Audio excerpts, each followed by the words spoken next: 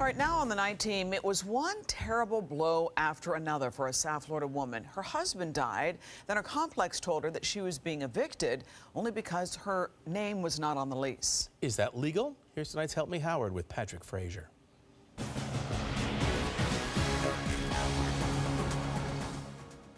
When it comes to relationships, you don't hear the word perfect very often.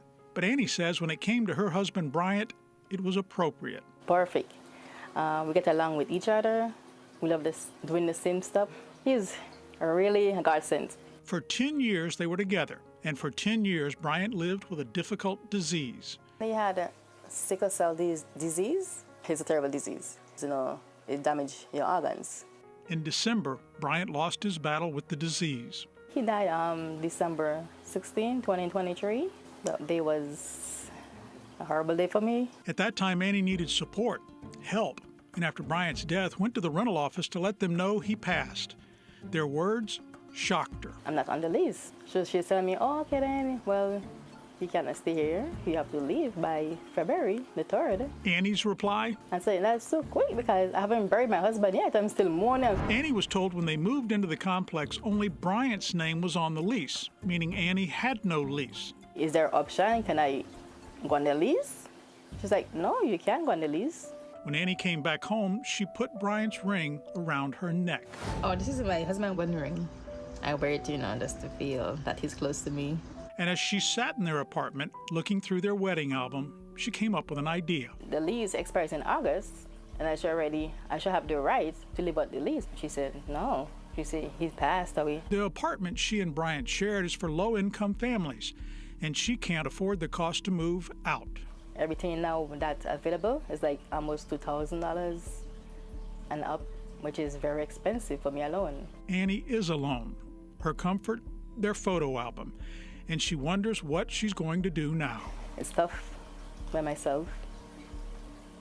I'm trying to find it somewhere. I'm mourning my husband. Sorry. Well, if your spouse passes away and your name is not on the lease, can you stay till the lease expires? Howard? In most cases, you can't. A lease does not expire because the tenant dies, meaning family members can live there if they pay the rent until the lease expires. Here comes the bad, however. Annie lives in what's known as low-income housing, and leases are not transferred to family members. The owners can evict Annie, but if she qualifies, they can also let her stay if they want. We spoke to the management company who told us because it's considered an affordable site, residents have to income qualify to occupy a unit. Then what we wanted to hear. They wrote, if Ms. Saunders applies and qualifies, we would love to keep her on in the same unit Mr. Saunders leased. Right now, I can relax more. Annie qualified and signed the lease to stay in the apartment in her name. I was so happy. It's like one burden gone. It happened after her call to Help Me Howard.